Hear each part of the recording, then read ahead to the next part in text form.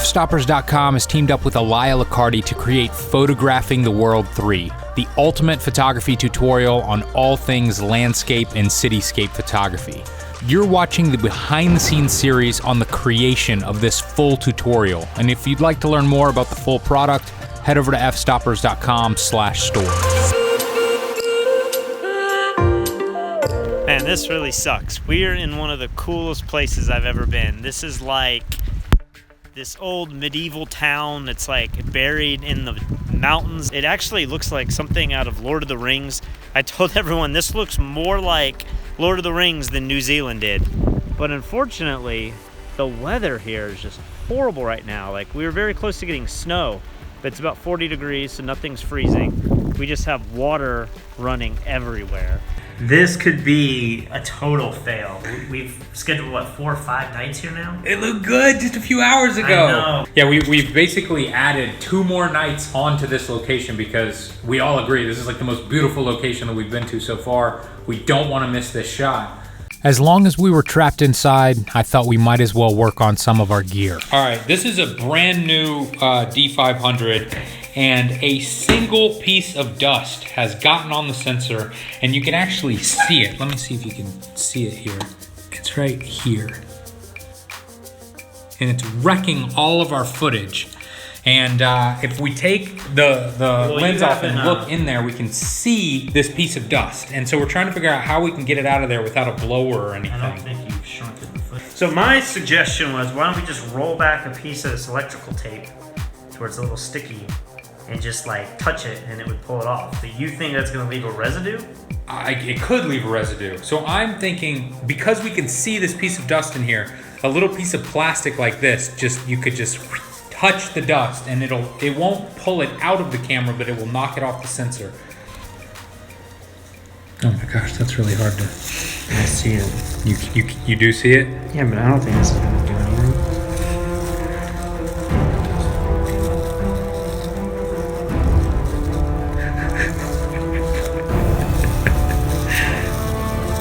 Wait, now I see 2 pieces of dust in there. Yeah, I do see 2. I think you might be making it more dirty. This isn't the recommended way to clean your camera sensor. Oh no! I mean, I feel like I see one there, there. It made it worse. This camera's already kind of messed up because this is a huge piece of dust. It's wrecking all of our footage. So I'm just going all the way here. And I've got a piece of tape. You're gonna do exactly what I said to do. I am. We're lucky Lee never became a doctor. That would have been a nightmare. Now this... Okay, I got the big piece off. Now I have hit the piece of dust twice and it did not budge. Okay, I think I just got it. Of truth. I think that's the one that's been the biggest problem. It looks so small there, though. It used to look like a watermark, like a drop of water. Now it looks like... That's true. I think it's gotten better. I think you should... It is better. You should do more. I should do more? So... What the... You weren't recording when I just did this, but like, I got something even bigger on the sensor. So I took the tape, stuck it to my finger, and just pressed it on the sensor and smoothed it out to where it was like the tape was going across the entire sensor. Pulled it out, and now the sensor is totally clean. Like, this is at f22 right now. There is nothing. Look, there's one, I don't know if you can see that little dot right there. Oh my gosh, like, I feel sick to my stomach. Like, the one DSLR we had that could shoot 4K was like out of commission. Yeah. And it was gonna be like a paperweight we had to carry around everywhere. But I still would not recommend doing that. No one should ever do that. We didn't have another option. Desperate times call for retarded measures. Once you've been a photographer for like 10 years, you're able to do these sort of repairs. Sadly, dusty cameras were not our only issue. This laptop, I guess it's not really a laptop. It's like a netbook with a GPU added or something.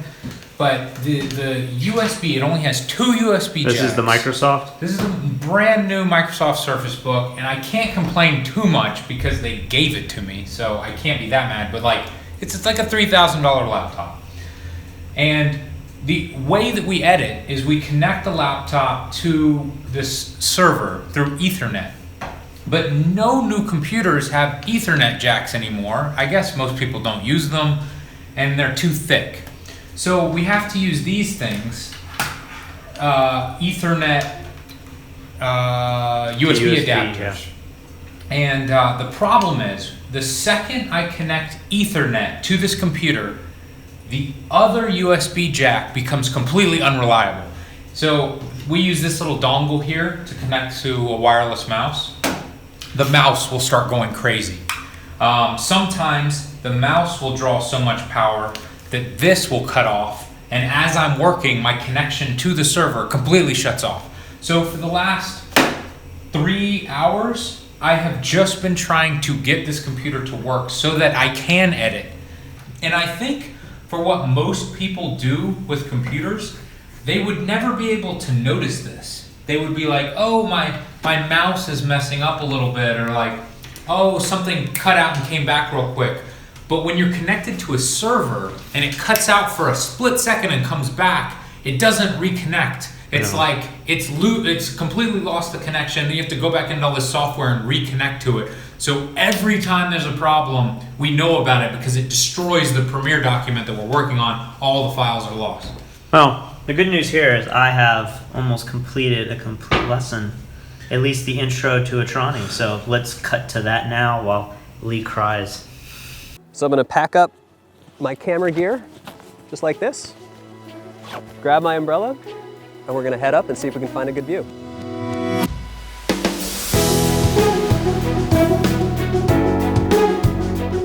As with most of the towns that we visited in Italy, this one only had a single open restaurant. Luckily, it was pretty good, and for lunch, we actually had a decent meal. What is this? This is fish and chips, which Have a bite of the fish. pretty good. I'm so happy for like a change. Just to have a salad and this will do me well. Have a sip. Have a shot, So actually. Have a shot. we have to taste every Italian liqueur while we're here. We've done the limoncello, we've done the Nucino, whatever the one was we did earlier. This is Sambuca.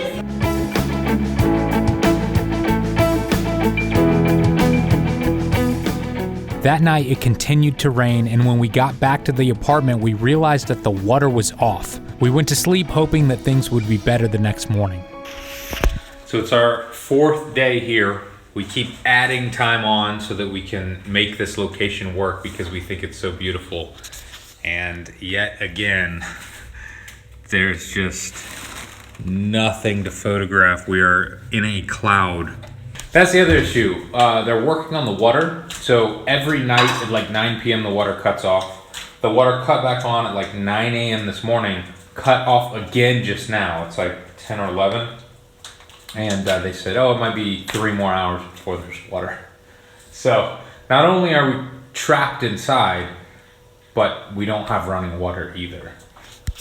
It's now 2 p.m. We still don't have water.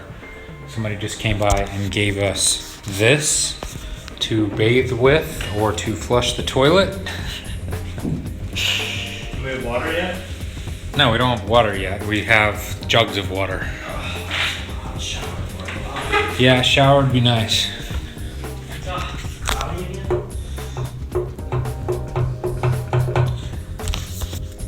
4 days of this so that we can get this one shot for this tutorial. The sound means maybe the water's coming back on. Oh, it's gonna blow. So close. You can do it.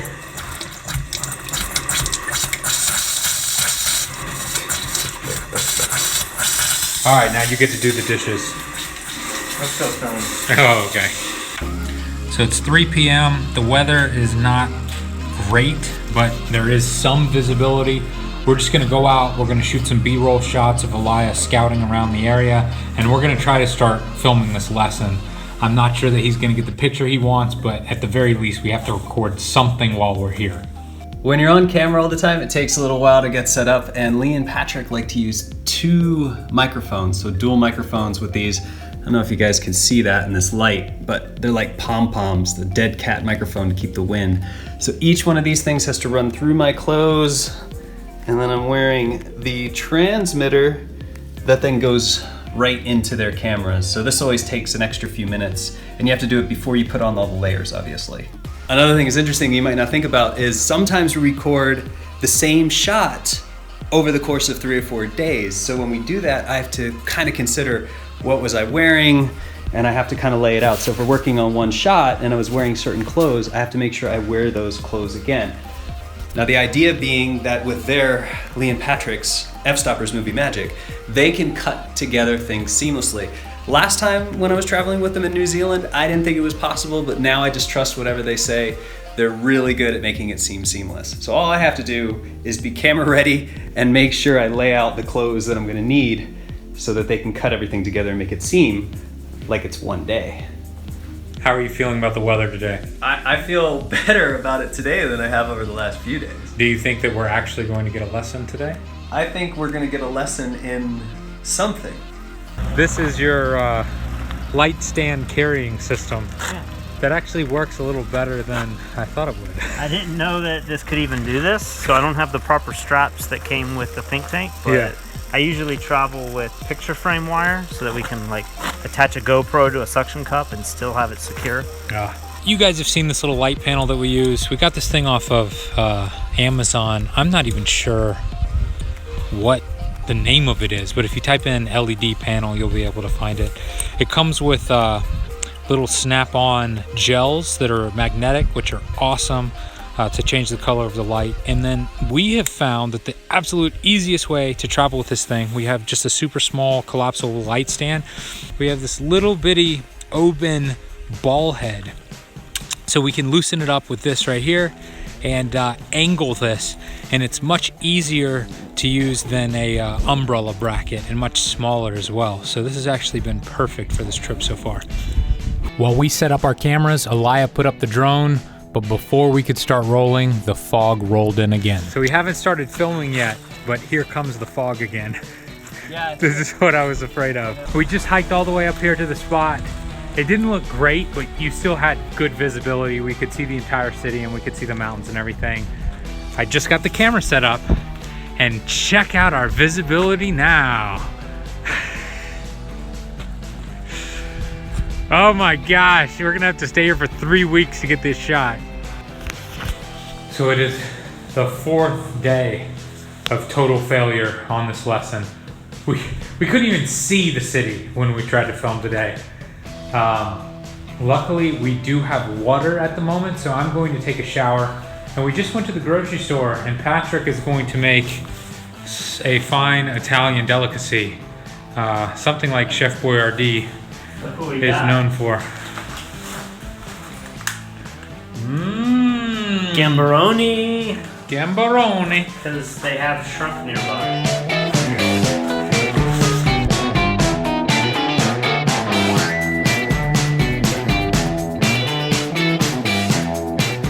And then here is this like pasta sauce that they sold, and this stuff tastes horrible. It tastes like V8 juice or something. It's like super celery-ish, maybe? It's just really bland. So I'm thinking, should we just dump the tomato sauce in the garlic butter and just hope for the best? That seems like our only option. Okay, well, I'm gonna go for it. I'm gonna let you have the first bite since we put some rotten shrimp up in there. I can't imagine this is gonna be good. Should I try a shrimp myself?